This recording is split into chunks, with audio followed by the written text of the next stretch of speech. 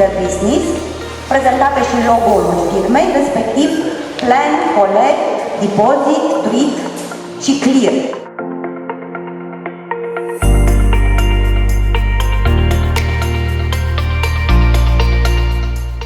Asigurăm servicii de colectare și stocare temporară deșeuri.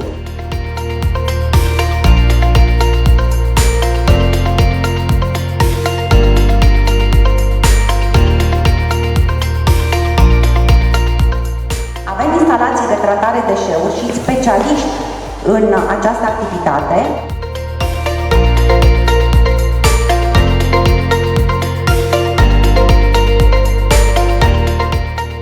Principiul "ești bun pentru mediu și bun pentru afaceri" răspunde cerințelor pieței și ești durabil din punct de vedere economic, de mediu și social.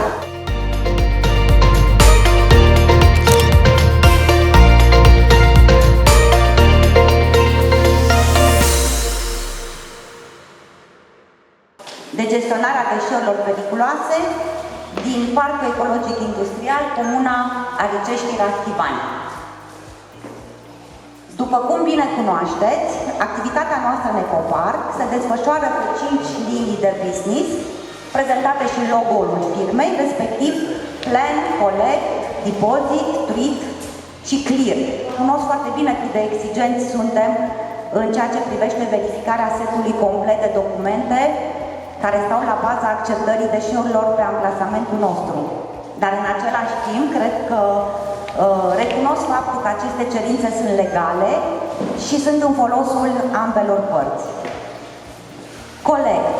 Asigurăm servicii de colectare și stocare temporară deșeuri în vederea tratării acestora, atât pentru firme de valorificare autorizate, cât și pentru depozitarea finală în celulele noastre active. Avem în dotare mijloace de transport ADR, dar bineînțeles, prin partenerii noștri tradiționali, putem suplimenta capacitățile de transport în funcție de cerințele beneficiarilor. Deposit. Gestionăm cel mai mare depozit de deșeuri periculoase și nepericuloase din zonă.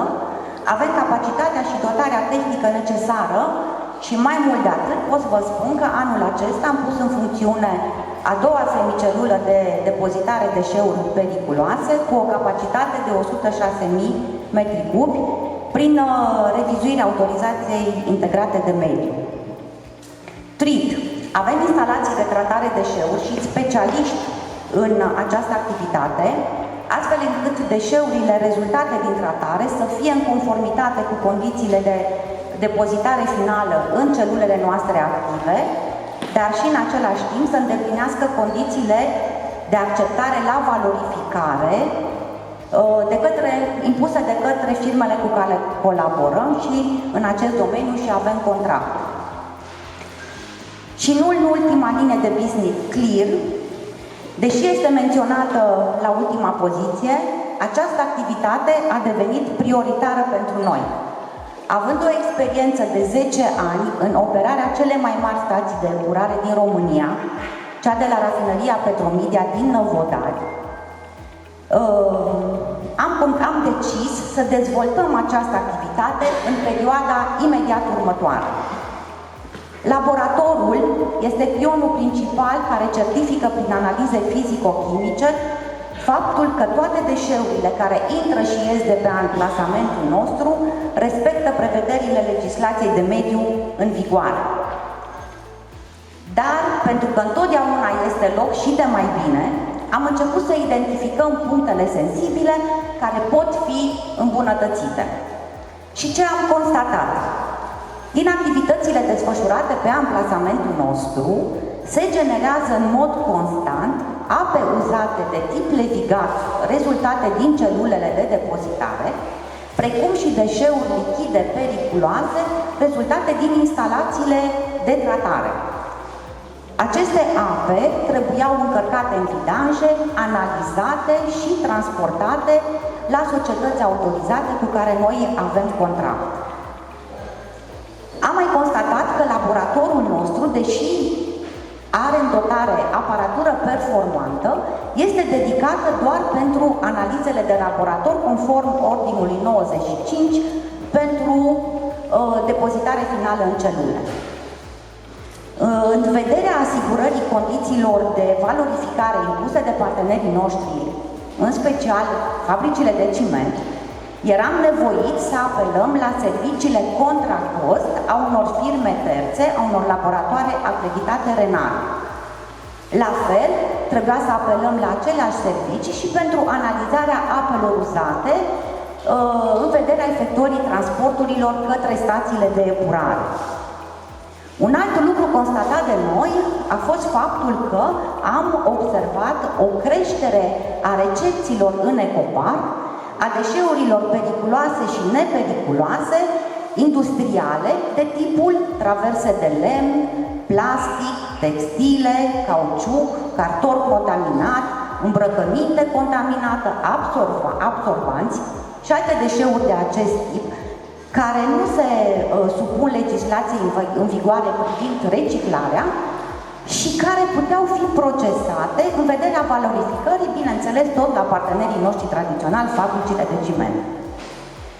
Astfel, în urma unei analize a situației actuale privind eficientizarea, în primul rând, a tratării deșeurilor periculoase și ce pot fi valorificate, a tratării apelor potențial contaminate și apelor uzate rezultate din activitatea noastră și, pe de altă parte, a eficientizării costurilor cu transportul deșeurilor prin reducerea volumului deșeurilor mărunțite față de cele vrac, dar și în spiritul noilor prevederi din OGE 2 pe 2021, am construit un plan de afaceri, un plan de investiții, care să îmbunătățească activitatea noastră și să completeze gama de servicii pe care le putem oferi clienților noștri.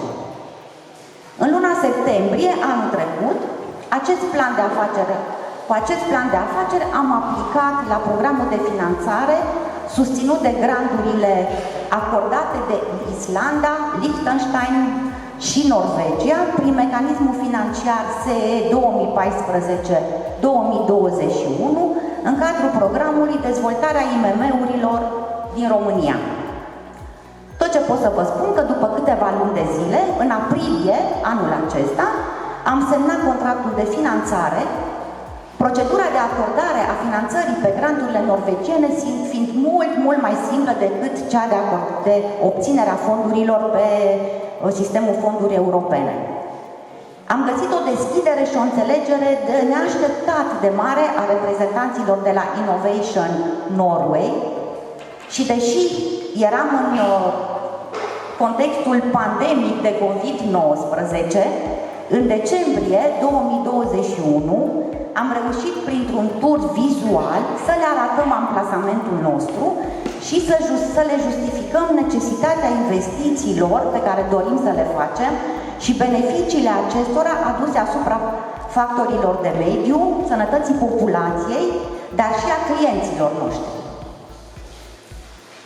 Valoarea proiectului este de circa 1.500.000 de euro, din care finanțare nerambursabilă pe grantul norvegian de 45%, respectiv 679.000 de euro.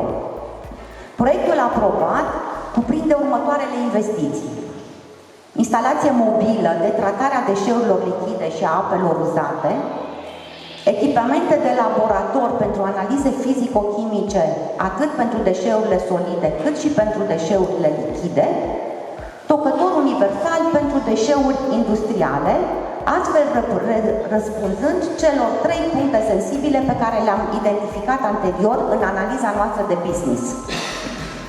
Durata de implementare a proiectului este de 12 luni, respectiv din mai 2022 până în aprilie 2023.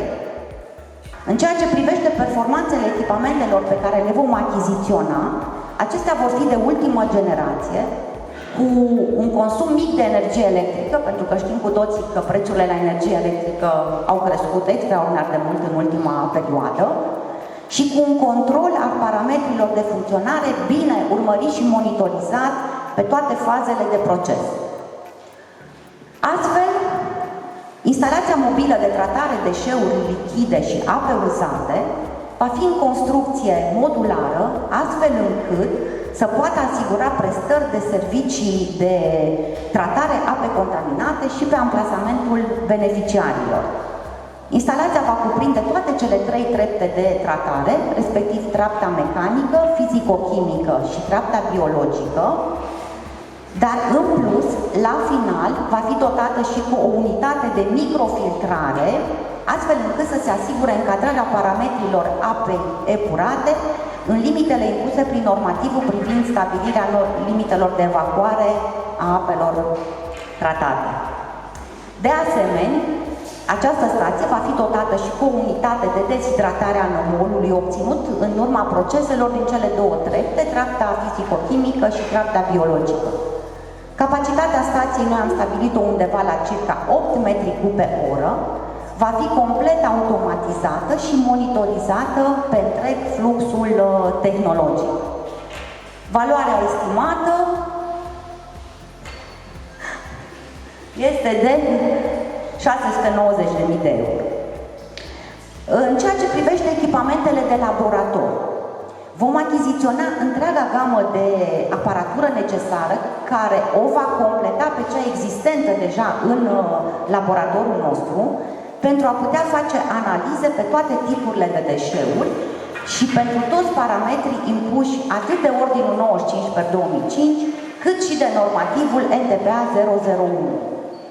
Pentru amplasarea acestor noi echipamente se vor amenaja spații noi de laborator prin achiziționarea a 2 module de tip container cu o suprafață de 30 de metri pătrați fiecare, astfel încât să putem crea 2 fluxuri independente.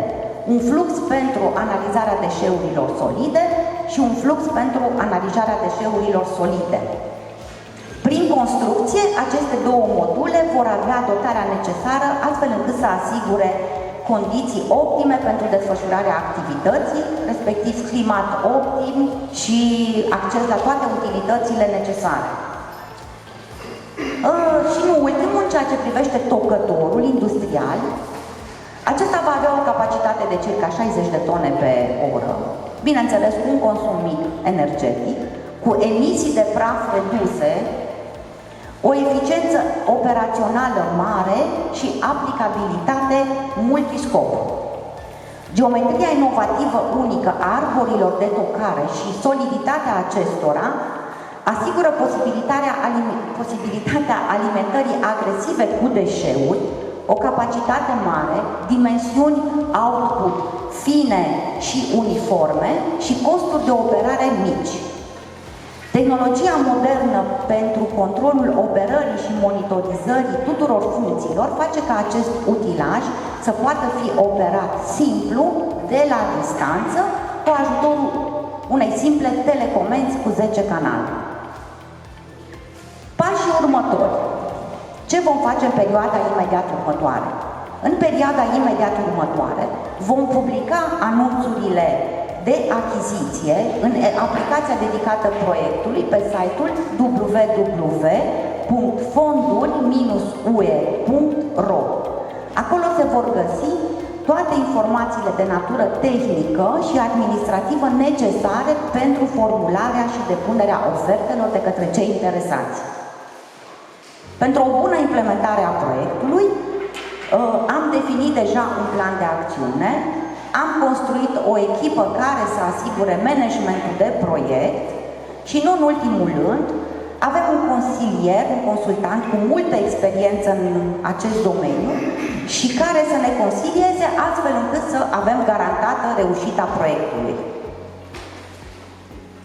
În final, trebuie să vă spun că dacă Innovation Norway a înțeles faptul că scopul proiectului nostru este dezvoltarea gamei de servicii prin îmbunătățirea performanțelor proceselor și respectarea cerințelor legale și altor cerințe aplicabile domeniului nostru de activitate, se datorează faptului că aceștia înțeleg foarte bine principiul. Ești bun pentru mediu și bun pentru afaceri, răspunde cerințelor pieței și ești durabil din punct de vedere economic, de mediu și social. Vă mulțumesc! Dacă sunt întrebări referitoare la acest proiect, la modul cum am accesat fondurile norvegiere, vă rog frumos să puneți întrebări, stau la dispoziție. Consultantul nostru este online cu noi pe Zoom și putem răspunde la toate întrebările. Mulțumesc! Așa cum am spus, recomand tuturor ca să acceseze aceste fonduri, pentru că echipa de la Innovation Norway este foarte aproape de operatorii economici care vor să-și îmbunătățească gama de servicii și să-și îmbunătățească procesele de producție. Veți găsi foarte mare înțelegere la dânsii. Toate datele le puteți găsi pe site-ul lor.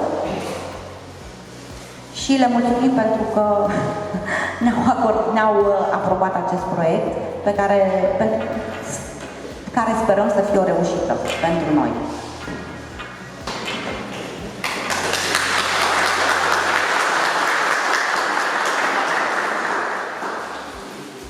Ce pot să vă spun? Vă mulțumesc tuturor. Văd aici în sală pe toți partenerii și furnizorii noștri importanți care au fost alături de noi în toată perioada asta de peste 20 de ani de activitate.